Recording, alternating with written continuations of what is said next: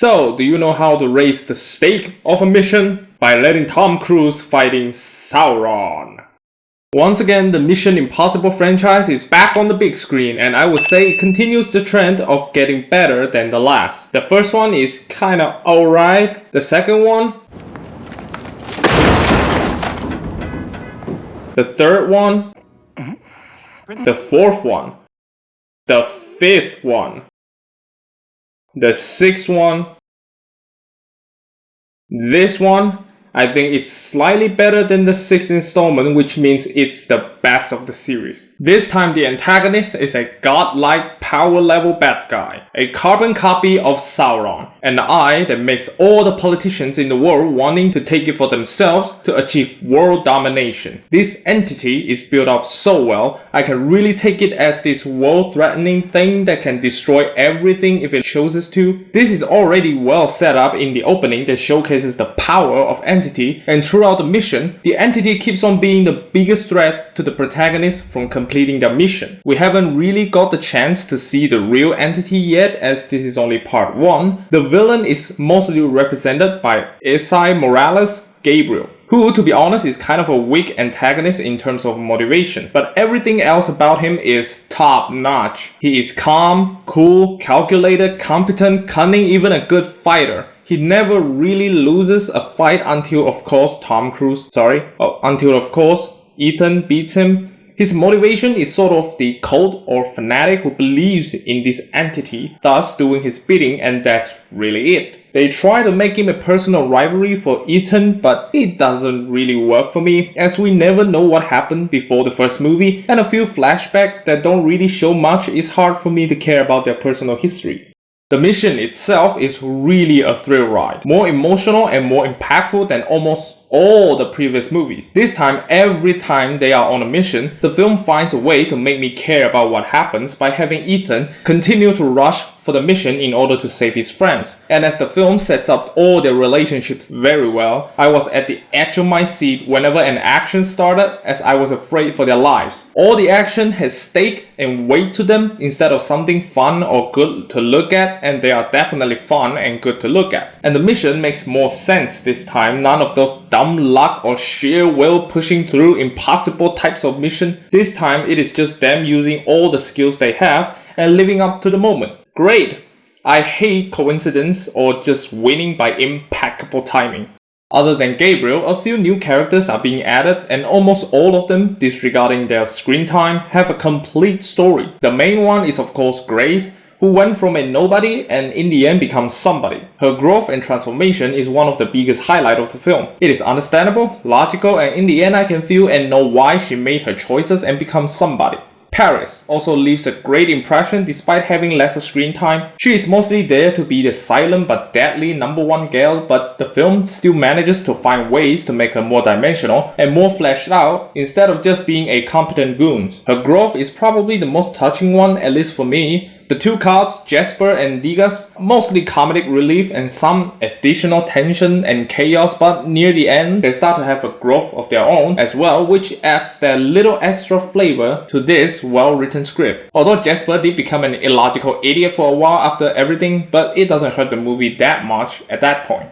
It's Tom Cruise, so you know what kind of quality you're getting. The film, you can tell, has all the budgets in the world. Going from country to country, cars getting wrecked everywhere, Tom Cruise free fall from a cliff that has to be promoted to a point where the cliff should be named after him already. The point is, the production value is at the very top. The film's budget is almost 300 million and you can see every dollar on the screen. And the cinematography is absolutely gorgeous throughout the film, except when a group of people are talking. I have no idea why the film keeps using the Dutch angle. I mean, I kinda know, or I guess I know. The film is trying to pay homage to the old school spy film, including the first Mission Impossible movie of this franchise. There are other things here and there that resembles all those movies, but the Dutch angle was a little bit too much for me, like a lot. It doesn't hurt the film, but I just hope they can cut those down a little bit. And the stunt, what can I say, he's Tom Cruise. Tom Cruise, yeah, that guy's fucking bulletproof. And the score. You know how all the Mission Impossible movies have the theme running when big moments are happening, usually when Tom Cruise is running, but you get my point. This one doesn't really have that satisfying big theme moment, which ties in perfectly to create this dreadful mission where the entire world is at stake. I love that. I don't think we get the theme at all, not even once, except from the title opening. That's awesome.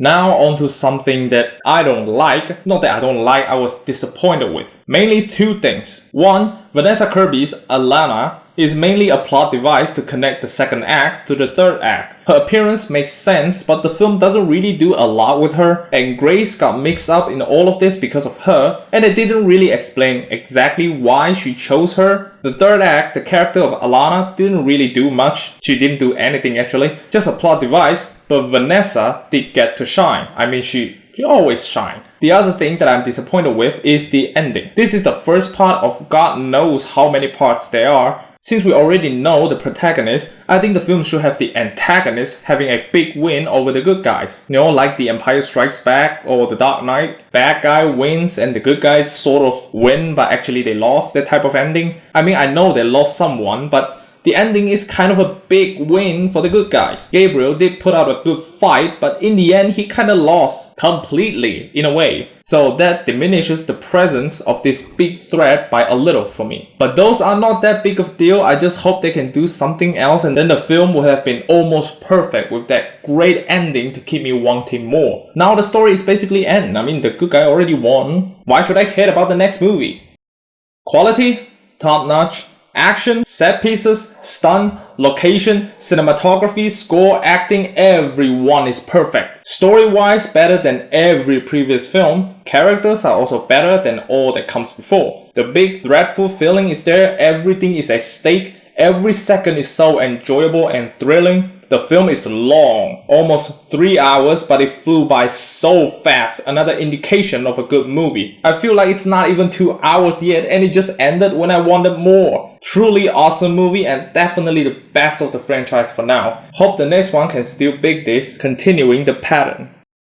To be honest, I'm not really a Tom Cruise fan ever since he transformed into this big Hollywood star type of guy. I feel like he always does this big movies and everything he does is kind of focusing on promoting himself as the big star and not really about the movie, like he is above everything and everyone. I mean, he does do some really good movies from time to time and I love those, but I do respect the guy's standard for movies he's in. The man has standards and he will make sure the audience gets what he wants for them. Although he will also use that to promote himself from time to time, which is neither here or there. But it doesn't matter, I never cared about those things. Those cancel culture things are not for me. I don't care who is in the film or what money or unfortunate situation happened. I always focus on the end product and this one is a good one. Go watch it, definitely worth the time. Stamp of approval from a person who don't care about Tom Cruise. I know by saying that people are gonna cancel me hard. I mean, do what you want. The movie is great. Canceling me is not gonna change that. Move along.